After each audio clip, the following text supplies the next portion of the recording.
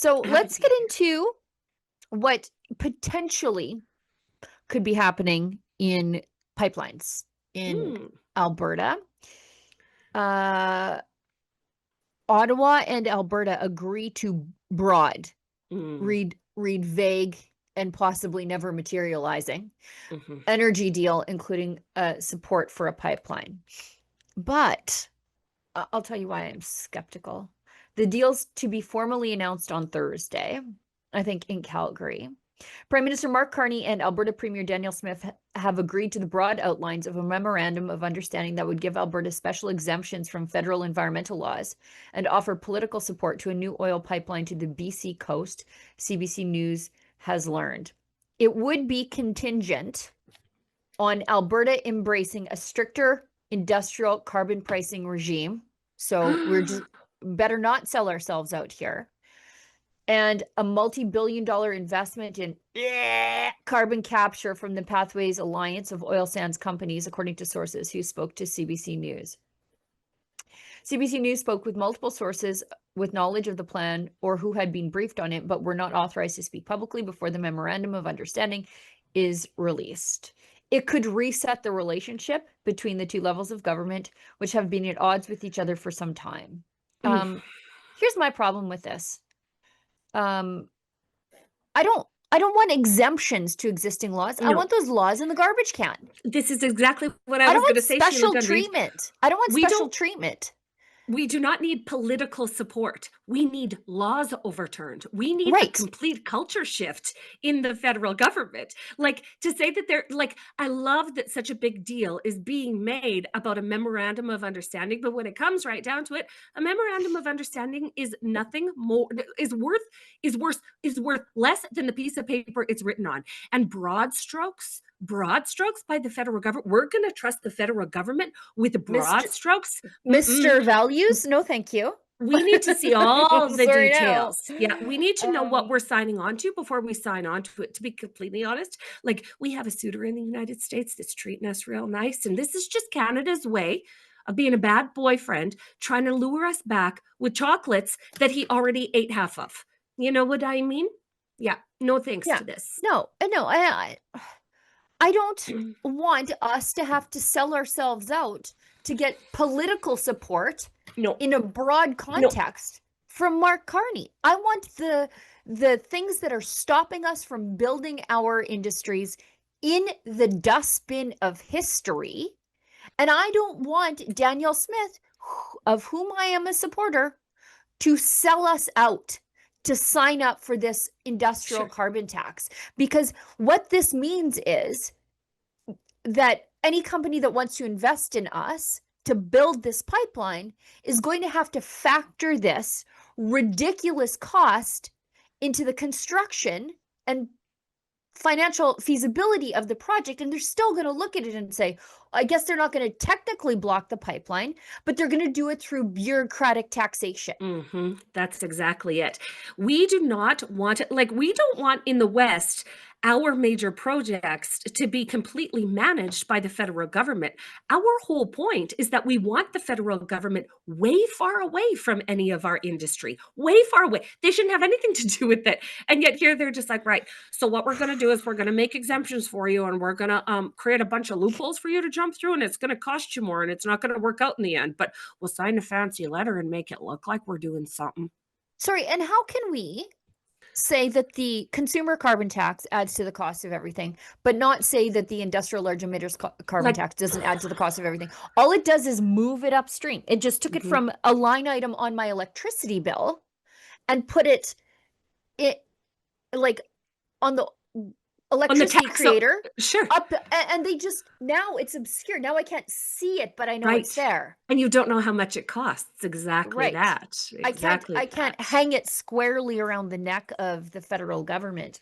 I don't know. This, I guess, I mean, sort of good news, but at the end of the day, whether Mark Carney politically supports it or not, or is support, or, you know, vague, broad, we still have given BC a veto. So this all means nothing to me. Right, because David Eby is going to come along and say, those Danielle Smith and Scott Muller are so They've wrong already said that. Here. That's I it. think He's the already coming. headline, Yeah. I think the headline was that BC was blindsided by it. Maybe we can do that. I think they used the word blindsided. I'm going to start Googling around. Scott Moe actually had to come out and like debunk David Eby and had to say to him, God love him. right, David Eby, to be completely honest, this isn't really involved Saskatchewan a whole lot. So I don't know why you've got my name in your full mouth. But he did. He had to fact check David Eby. It was great. Yeah, here it is. Check news. And actually there's another one. David Eby slams Alberta over potential pipeline deal. Somehow Saskatchewan got dragged into the mix. I'm just going to keep looking here and I'll stick it in there.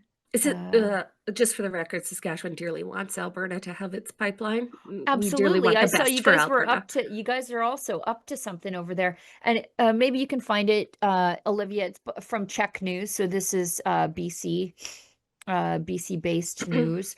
Rob Shaw is the journalist of note on it. And he writes, BC blindsided by reports of new oil pipeline deal between Alberta and Ottawa. First of all, I don't need a deal between us and Ottawa. We need a deal with us and the oil companies to move our pipeline. We should not be asking the feds for permission. We should not be conceding that power to them because it's not theirs. Consumers. Yes, to access power. consumers to our product. We shouldn't have to ask permission to do that. We shouldn't have to ask permission to produce it. We shouldn't have to ask permission to ship it. We shouldn't have to ask permission to sell it, and we shouldn't have to ask permission at all. At all in any way. And yet the federal government thinks, oh no, this needs to be managed by us. This needs to be facilitated by us. We need to be involved in every step of this. And you're wondering why your costs are out of control, Canada. This is why. They're involved in everything. Maybe we can show that from Czech News, because Eby says, look, I spoke to Mark Carney just hours ago, and he said that there's going to be no pipeline. And I actually believe David Eby. Let's watch. You think? Oh yeah. I actually believe him. Interesting. Yep. Can we get to that? It's like halfway down that article. Sorry, I have a hair that is hooked to my hat. Get your chin tweezers. Drive me crazy. There, I think I got it. Do you see that, Olivia, in the Czech News article? It's in the middle there. Okay, she's just queuing it up. But basically, Eby is saying, well, we're never going to okay this because Quebec has a veto and they would never okay this. And so we want to be treated the same as Quebec. Yeah, me too, actually. Who doesn't? It just shows what a snake Mark Carney is, though, because he's trying he's lying to everybody right now. Played both sides of the coin there, I guess. Yeah. Does he strike you as an inherently trustworthy person? Because he doesn't for me. No. Well, let's hear from Deputy Dog here. And local First Nations were shut out of these negotiations on a pipeline he doesn't support. Here he is today. I underlined for the Prime Minister how unacceptable it was to me to have Saskatchewan and Alberta speaking about matters in British Columbia without British Columbia at the table. This is not something that would happen to Quebec. This is not something that would happen to other provinces in the Federation. I don't know why the thought was that it would be okay for it to happen in British Columbia. What? Eby says he told the Prime Minister coastal First Nations need to be part of these talks, and any public money spent on the Alberta pipeline needs to be matched for BC projects. I asked him if he feels like Ottawa was buttering up BC recently with all its funding announcements, things like money for Royal Athletic Park that the city didn't even ask for, and all the BC projects added to the federal major projects list to kind of lessen They didn't realize they were being groomed. He said, no, BC just has really good projects. Late this afternoon, Energy Minister Adrian Dix reacting to the news. Well, isn't that funny? He's like, they were giving us a bunch of money for all kinds of stuff that we didn't ask for. And it's like, yeah, you were being groomed. You get how that works now, David? You get how they just slither in with their bags full of gold and give it to you and tell you how great a job you're doing, tell you how much they love BC. And then And then they go and do a thing that you never even saw coming, because anytime you take money from the federal government, they are taking something back in return. And David Eby, Premier of BC for how many years, just figured this out. It's actually hilarious. It's hilarious. Also, anytime Andrew Wilkow on The Patriot, he always says this, and I always try to remember this. Anytime the government is with an outreached hand giving you something, the other hand's always a fist. You must remember that. But also, it's weird how David Eby is sort of not even though he is a premier in Confederation, not really understanding how Confederation works. And look, I think Confederation is broken, but David Eby sure doesn't. And so he thinks he can get the fruits of Confederation without acting like a member of Confederation. Right. And that means that we are a country and not a bunch of Balkan states. If we want to be Balkan states, let's rumble.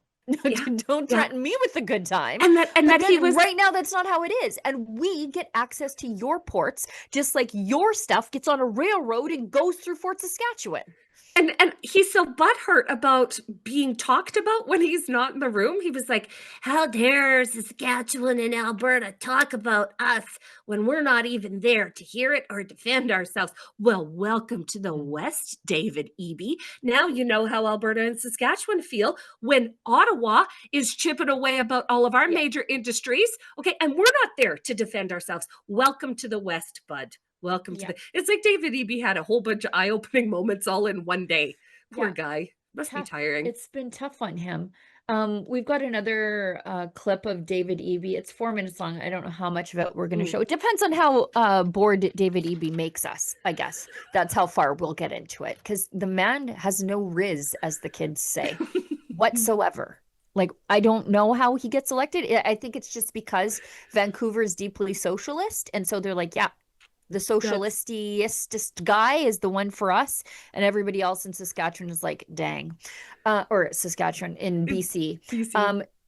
Eby's province benefited from 50% of the major projects approved in Canada. 50%. What? And yet the ungrateful mud hut climate radical, this is from Alberta Separation, I'm just reading their post. The ungrateful mud hut climate radical would trade all of British Columbia's prosperity to destroy even the slightest chance Alberta's oil pipeline will be built. This whole thing, what's happening right now, maybe this is like 4D chess and I'm not seeing it. I think I see it. Maybe I do. But this, I have a theory. Let's watch it and then we'll share our theories on this. Okay. Shaw, Check News. Hi, Premier. Back on the pipeline position, do you feel in any way that your position of kind of a hard no on this caused Ottawa to exclude you from these conversations? Did you get any type of apology from the Prime Minister when you talked today about being cut out of this? Is there any commitment going forward that you're going to be included in it? I'll let the Prime Minister speak for himself about this. I underlined for the Prime Minister how unacceptable it was to me to have Saskatchewan and Alberta speaking about matters in British Columbia without British Columbia at the table. This is not something that would happen to Quebec. This is not something that would happen to other provinces in the Federation. I don't know why the thought was that it would be okay for it to happen in British Columbia. But regardless, I was very clear that my expectation is that going forward, that British Columbia be at the table and that we're able to participate in these crucially important conversations. We don't have to agree, but it is absolutely crucial that the perspective, knowledge, and relationships of British Columbia are leveraged at that table to make sure that we reach the best conclusion for the people of Canada possible. I'll double barrel this one to get as much in as I can. Do you feel at all like the announcements from Ottawa on funding and the major projects office in the last few weeks and months were in any attempt to sort of, fatten you up like a plump Christmas goose before Ottawa comes in and drops this pipeline on you? Does it seem genuine looking back that BC got half the major projects when you're about to get whacked with a pipeline? And then also, did the Prime Minister explain what's in the MOU? And can you comment at all about these reports that it would carve out an emissions cap, carve out the tanker exemption, carve out the clean energy regulations, create some sort of tier system on carbon credits, and require the Pathways project from Alberta, which seems to be the broad direction that we're going here? I'll let the Prime Minister speak about the agreement. The one piece that he underlined for me was that the agreement was not finalized at this point. And my expectation and hope is that BC's feedback is incorporated into any final agreement, and particularly BC's participation going forward and respect for the role of coastal First Nations. Look, I think from the perspective of British Columbia, when I have the opportunity to meet with other premiers and I hear what they're working on, I will say with respect that the vast majority of major project opportunities in this country right now that are close to final investment decision are in British Columbia. It's an incontrovertible fact. Insane. It is, regardless of the small p politics, there is no other province that has tens of billions of dollars of major projects at final investment decision with private proponents, permits in place, ready to go. So it is not and has not been a surprise to me that British Columbia has 4 times more major projects on the board than any other province in Canada. Well, I can tell you why. It has been a surprise and an unpleasant surprise to me. Tell me why. The willingness with which Alberta. Okay, I've had enough of this guy. Yeah. So it is true that of the announced major projects office projects, which I know are being announced directly out of the Prime Minister's office and not out of the Office of Major Projects, because there is no Office of Major Projects. We know that through an order paper question, the office has no office. There's one person, Dawn Farrell. She's the CEO. She's got an administrative assistant and a $20 million budget, but they haven't done anything. So these projects that you're hearing about are hand selected by Mark Carney, a centrally planned economy, if you will. Yes. And so what I see here happening is Mark Carney and David Eby, to a lesser extent, are setting up a winning campaign, a PR campaign is what they're doing in British Columbia, because British Columbia has got more than its own handful of problems. Okay. They've got private property rights being questioned, churning through the courts right now. That's a major PR disaster. Their debt spiral, opioids. Yeah, they got a problem there. BC is in foreign trouble. Gangs running the Lower Mainland. Without all of these things, what Mark Carney is doing is setting up a media atmosphere that is going to hype First Nations successes. So you hear David Eby there saying, well, we need to consult with the First Nations on our coastline before we proceed with any of Mark Carney's major projects. And what that is going to do is reroute money into a very small handful of First Nations consultants' hands. Okay, that is what's going to happen. Then David Eby and Mark Carney together can hype the success of their master stroke of their master plan. They're onboarding First Nations people whom they are going to exploit to take the eyes off the actual problems of BC. That is what I see happening here. The only reason that BC has shovel-ready projects ready to go is because the federal government has hand-selected them. And it is true that 50% of the 6 announced projects are BC projects. There's a reason for that. And it's the North Coast Transmission Line, the Northwest Critical Conservation Corridor, and an LNG project at Pierce Island. So BC is getting preferential treatment. So of course investors are like, I guess that's the only place that we can invest in this country. BC First Nations are about to get filthy rich. You know what? Honestly, I hope they do. But at the same time, I wish the same for Alberta's First Nations. Exactly this. And BC doesn't have and BC doesn't have to deal with the specific anti-oil legislation. Bill C-48, there's the anti-tanker legislation, the anti-pipeline legislation, the emissions cap. They're not dealing with the things that Alberta and Saskatchewan have to deal with coming out of the federal government. So when you're an outside investor, a private sector company, you're looking at the landscape in Canada and you're like, well, I guess it's BC. I guess that's what we're doing. And you're seeing that play out. So, you know, when, and also when David Eby talks about, you know, like Indigenous consultation, I don't want to remind him, but I guess it's my job to remind him and other people that we actually have a crown corporation in Alberta. And I'm not one to, you know, like blow the horn of crown corporations, but it's called the Alberta Indigenous Opportunities Corporation.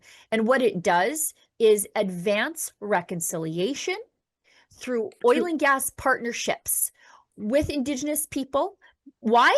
Because our oil and gas projects are in their communities. And so they get to stay in their communities, tied to their culture, and make darn good livings to escape generational poverty. But David Eby says that they can't have that. Why? I guess because they're Albertan working in oil and gas. Yep. That's what happened. Anyway, if I had to guess, this is Danielle Smith's last ditch effort to save Alberta's place in Confederation. And I think that's why she was willing to make that consideration by agreeing to the enhanced carbon tax on large emitters.